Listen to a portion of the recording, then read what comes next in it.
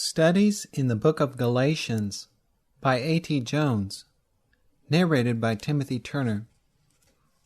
Introduction. July 25, 1899. Several letters have been received asking what law is the subject of consideration in the Book of Galatians. The answer is, not any law at all.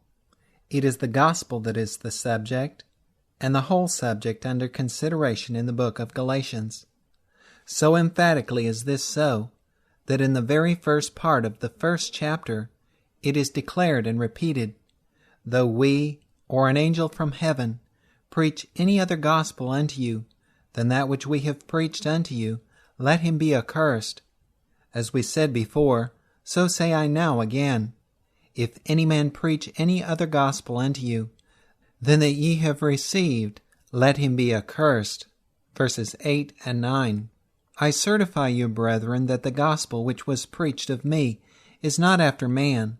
For I neither received it of man, neither was I taught it, but by the revelation of Jesus Christ. Verses 11 and 12. In Galatians, it is not a question of one law or another. The sole question is the truth of the gospel. For in telling what he had done, Paul says that he did it that the truth of the gospel might continue with you. Galatians chapter 2, verse 5. He withstood Peter to the face at Antioch, because he and those who followed his example walked not uprightly according to the truth of the gospel. Verse 14. It is not a question of one law or another, but of one gospel or another. See, the first words in the book after the salutation are these: I marvel that ye are so soon removed from him that called you into the grace of Christ unto another gospel, which is not another, but there be some that trouble you, and would pervert the gospel of Christ. But though we, or an angel from heaven, preach any other gospel unto you than that which we have preached unto you, let him be accursed. As we have said before, so say I now again, if any man preach any other gospel unto you than ye have received, let him be accursed. In the book of Galatians, therefore, the question under consideration is not at all a question of two laws, but altogether a question of two gospels. The true gospel of Christ, as against a perversion of that gospel. Now we ask you who are interested in the book of Galatians to read that book through 7 times with this thought in mind, that you will be prepared for some studies of that book, which we may give in these columns soon. Even at slow reading you can easily read the book of Galatians through in half an hour. August 1, 1899. The subject in the book of Galatians is the gospel. Galatians chapter 1, verses 8 and 9. In the way this subject is discussed, however, it is two gospels, the true gospel as against a false one, the true gospel as against a perversion of the gospel, verses 6 and 7. Now the true gospel is the gospel of the true way of salvation from sin, and as the subject in Galatians is the true gospel as against a false one, therefore the subject of the book of Galatians is the true way of salvation from sin as against a false way, the true way of salvation as against a perversion of that way. Accordingly, we there read that when Peter and others walked not uprightly according to the truth of the gospel, and Paul withstood Peter to the face on account of it, these are the words with which he withstood him. Knowing that a man is not justified by the works of the law, but by the faith of Jesus Christ, even we have believed in Jesus Christ, that we might be justified by the faith of Christ, and not by the works of the law. For by the works of the law shall no flesh be justified. I do not frustrate the grace of God, for if righteousness come by the law, then Christ is dead in vain. Galatians chapter 2, verses 16 and 21. And when his appeal is made directly to the Galatians themselves, it is in these words, This only would I learn of you, Received ye the Spirit by the works of the law, or by the hearing of faith? Galatians chapter 3, verse 2. Again, are ye so foolish? Having begun in the Spirit, are ye now made perfect by the flesh? Verse 3. Again, he therefore ministereth to you the Spirit, and worketh miracles among you.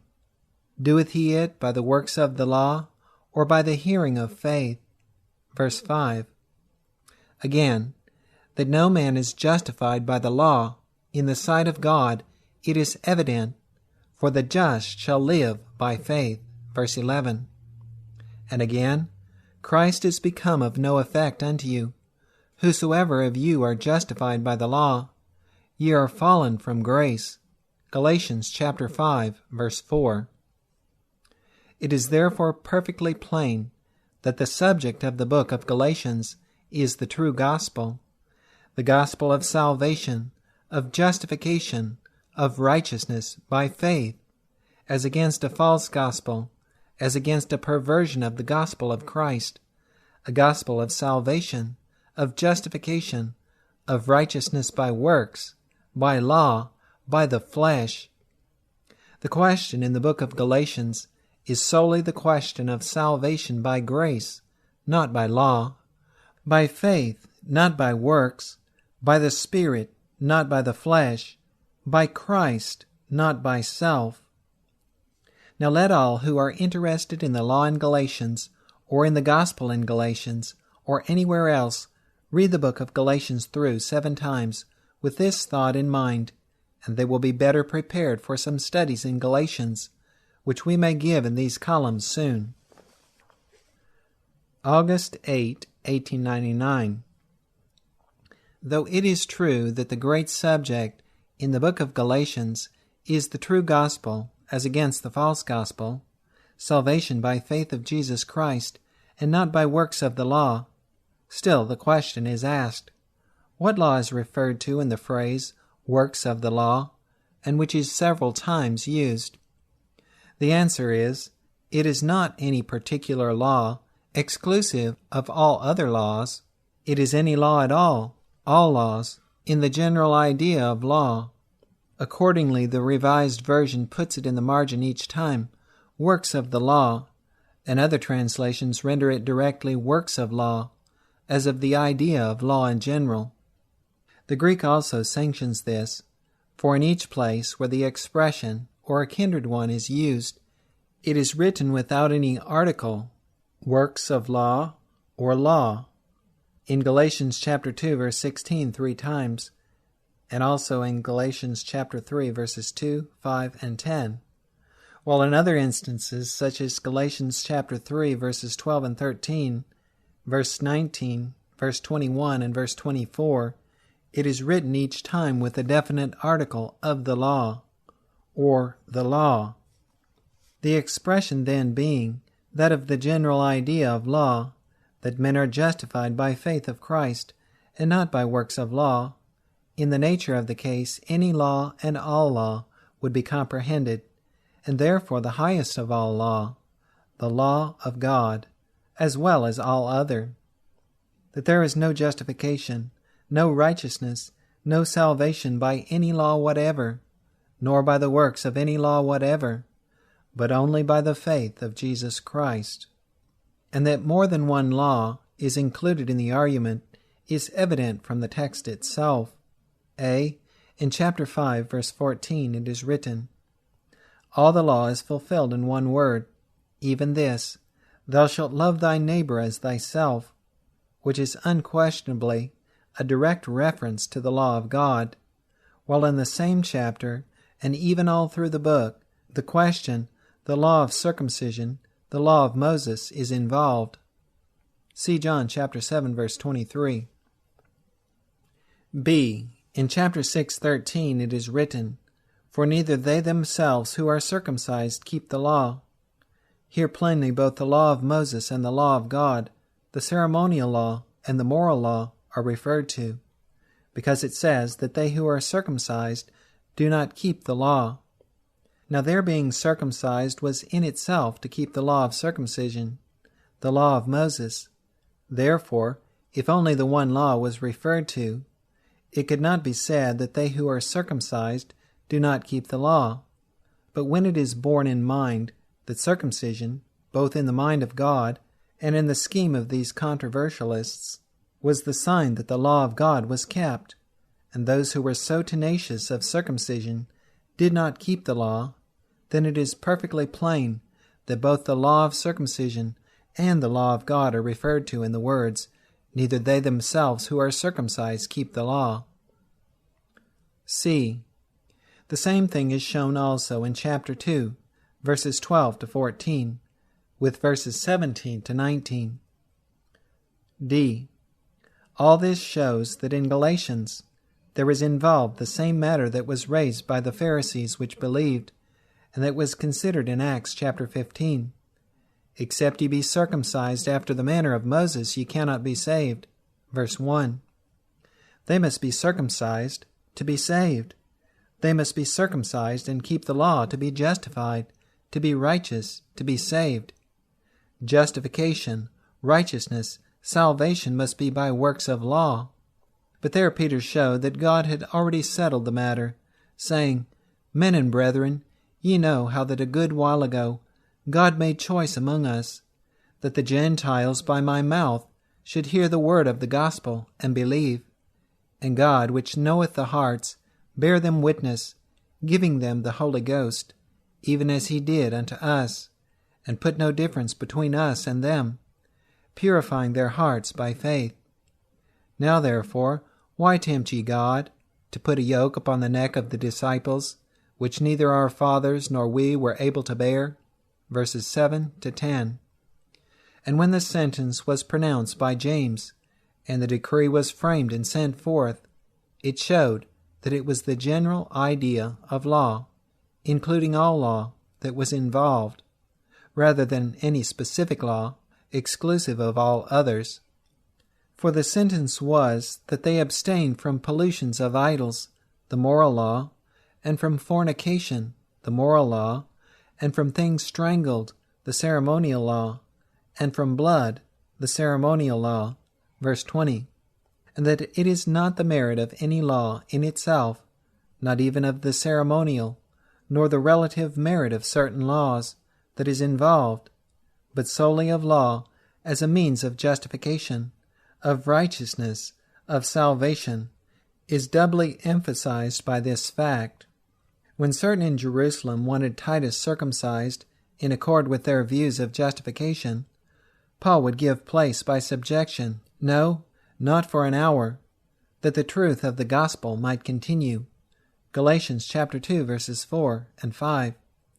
Yet when the question had been settled, and the decree proclaimed, and Paul and Silas went through the cities of Syria and Cilicia, and delivered them decrees for to keep, that there were ordained of the apostles and elders which were at Jerusalem, when they came to Derbe and Lystra, and found there Timothy, whose father was a Greek, and whom Paul would have to go forth with him, Paul took and circumcised him, because of the Jews that were in those quarters. Acts chapter 15, verses 40 and 41, and chapter 16, verses 1 to 4. That is to say, so long as people clung to circumcision as essential, or as a means to justification, Paul would not countenance such a thing for a moment. But when there was in it no question of justification, he would do it when entrance for the gospel could the better be gained by it.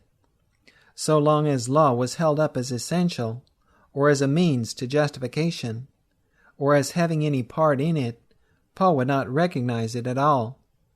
But when it was acknowledged that justification is by faith alone, without any deeds of any law whatever, then he would recognize and consider the merit, the purpose, and the place of any law and every law. Thus the subject of the book of Galatians is salvation by the gospel, not by law. It is justification, righteousness, life by faith of Christ, not by works of law. It is to show that as a means of justification, of righteousness, of salvation, any law of any kind, and all law of every kind, is absolutely excluded. If righteousness come by law, then Christ is dead in vain. Galatians chapter 2, verse 21. As to what law is referred to, whether the moral, the ceremonial, or law in the abstract, in particular verses, this is easily discovered in and by the details of the argument, when the great thought, the two Gospels, is held constantly in mind. Now let all who are interested in the book of Galatians read that book through 7 times with the thought of this article in mind, and they will be prepared for some studies in Galatians, which we hope to begin next week. August 15, 1899. On the book of Galatians, a question has been asked that calls for another preliminary study before beginning the study of the book in detail. This inquiry is, since the ceremonial law, the moral law, and the general idea of law are all involved in the argument, what then becomes of the view that has been so long held and that seems to rest upon authority, that the ceremonial law is the chief subject as to the law in the book of Galatians? The answer is, it is true. Yet in this answer there must be borne in mind what is comprehended in the term ceremonial law, and especially the ceremonial law involved in the book of Galatians. This is worth studying. That it is not the ceremonial law, as expressed in sacrifices and offerings, that is particularly the subject, is evident from the fact that from the beginning to the end of the book, neither sacrifice nor offering is even once referred to. That it is the ceremonial law, as expressed in circumcision, and its meaning among the Pharisees which believed, is evident from the fact that over and over circumcision is named. What then was the meaning of circumcision among the Pharisees which believed? How much did circumcision cover that Pharisaic ceremonial system? Rabbi Jehudah Hakadosh declared, "So great is circumcision, that but for the Holy One, blessed is He, would not have created the world, and that but for circumcision, heaven and earth could not exist. It is as great as all the other commandments." How great is circumcision, since it is equivalent to all the commandments of the law. Taken from Farrar's Life of Paul, chapter 15, note to paragraph 4 from end, and chapter 22, note to paragraph 5.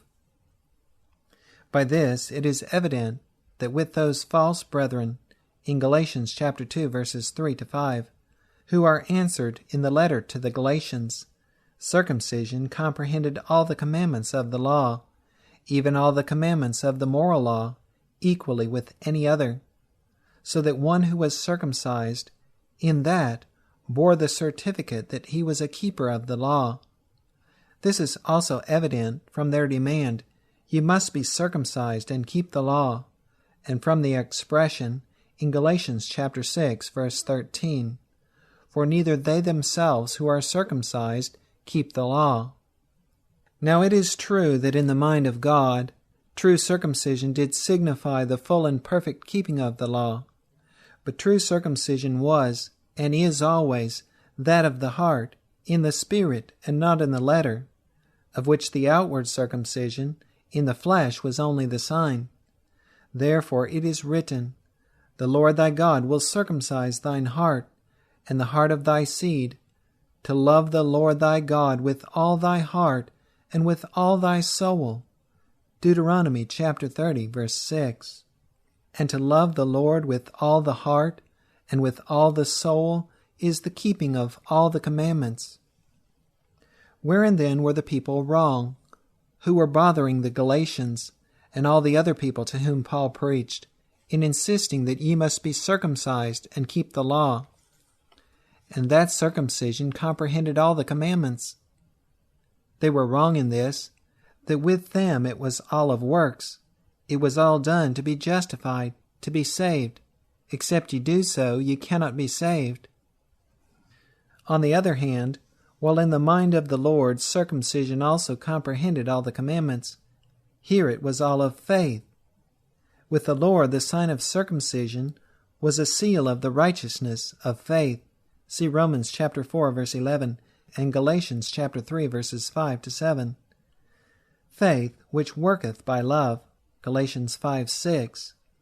And as this is the love of God, that we keep his commandments, it was of faith that keeps all the commandments. With the Pharisees which believed, those false brethren, men must perform these works of circumcision, and keeping the law, in order to be justified. With the Lord and Paul, men are justified by faith, without any deeds of any law. With the Pharisees which believed, men must work in order to be justified. With the Lord and Paul, men must be justified in order to work. With the Pharisees which believed, everything was of works, of the flesh, outward and formal. With the Lord and Paul, everything must be by faith, of the Spirit, inward and spiritual, and outward only as the manifestation of the new life within. With the Pharisees which believed, everything was ceremonial, because it was outward, of works, of the flesh, of self. Everything was done and must be done in order to be justified by it, in order to be righteous by it, in order to be saved by it. In this way, the moral law itself was made merely ceremonial. The moral law, the ceremonial law, all law, was thus reduced to one vast system of ceremonialism. And of this vast system of ceremonialism, circumcision was the very nucleus. And it is this system and this spirit of ceremonialism that is combated and repudiated in the Book of Galatians. And this is the ceremonial law, which over all and through all is the great subject as to the law in the Book of Galatians, and which as a false gospel subverted souls and perverted and opposed the true gospel. Bear in mind, however, that this is not by any means to say that such is the true ceremonial law. There was nothing true about it. It was ceremonialism entire. Circumcision was perverted. The moral law was perverted. Everything as to law was perverted by it, and it fought hard to pervert even the gospel. But it could not prevail. The Book of Galatians was written to set the ceremonial law, the moral law, and the gospel in their true and relative positions, and to annihilate ceremonialism forever. All this will be plainly seen as we shall study the Book of Galatians in detail. In the meantime, let all read the Book of Galatians through 7 times, with this thought in mind, and they will be better prepared for the study in detail, as it shall be given next week. August 22, 1899. Studies in Galatians. Paul, an apostle, not of men, neither by man, but by Jesus Christ and God the Father, who raised him from the dead, and all the brethren which are with me, unto the churches of Galatia. The first 2 chapters of the Book of Galatians are an explanation and defense of Paul's apostleship and of the gospel that he preached. This first verse is a defense of his apostleship. This is the cause of the words in parenthesis, saying that he was an apostle, not of man, neither by man, but by Jesus Christ and God the Father, who raised him from the dead. Another translation is, Paul, an apostle, not from man, nor by the instrumentality of any man, but by Jesus Christ and God our Father, who raised him from the dead. Another is, Paul, an apostle, not by man, nor through a man, but appointed by Jesus Christ and his raiser from the dead, God the Father. The Revised Version is, Paul, an apostle, not from man, neither through man, but through Jesus Christ and God the Father, who raised him from the dead. The defense shows that his true apostleship was denied, and that he was opposed and denounced as being only an apostle of men, appointed and sent only by a man or by men. Nor was this opposition sown only among the churches of Galatia. It was sown everywhere, especially in the churches that Paul had raised up. There were false, skulking brethren who made it their business and their message even to follow up Paul and sow these seeds of distrust and of evil, as the council at Jerusalem described it, digging up from the foundations the souls of those who believed his preaching. These evil seeds were sown at Corinth. After Paul's departure from there, these false brethren had told the brethren that he was not an apostle, and cited as proof that he had not seen Jesus, that he was only a tent maker, who went about working for a living, and even that he was not an apostle, because he had no wife. In his letter to the Corinthians, he makes answer thus. We use Conybeare and Hawson's translation, as this, with our common version, makes the matter plain. Is it denied that I am an apostle? Is it denied that I am free from man's authority? Is it denied that I have seen Jesus our Lord? Is it denied that you are the fruits of my labor in the Lord? If to others I am no apostle, yet at least I am such to you, for you are yourselves the seal, which stamps the reality of my apostleship in the Lord. This is my answer to those who question my authority. Do they deny my right to be maintained by my converts? Do they deny my right to carry a believing wife with me on my journeys, like the rest of the apostles and the brothers of the Lord and Cephas? Or do they think that I and Barnabas alone have no right to be maintained, except by the labor of our own hands? If I have sown for you the seed of spiritual gifts, would it be much if I were to reap some harvest from your carnal gifts? If others share this right over you, how much more should I? Yet I have not used my right, but forego every claim, lest I should by any means hinder the course of Christ's glad tidings. The Lord commanded those who publish the glad tidings to be maintained thereby, but I have not exercised any of these rights. Nor do I write this that it may be practiced in my own case, for I had rather die than suffer any man to make void my boasting. 1 Corinthians chapter 9, verses 1 to 15. They circulated also the slanderous report, and really themselves affirmed, that Paul had held and taught the pernicious doctrine, let us do evil that good may come. Romans chapter 3, verse 8. These are only some of the perils among false brethren, which Paul cites with many other perils, among which he so constantly moved, that his Christian life has been not inaptly termed a long martyrdom.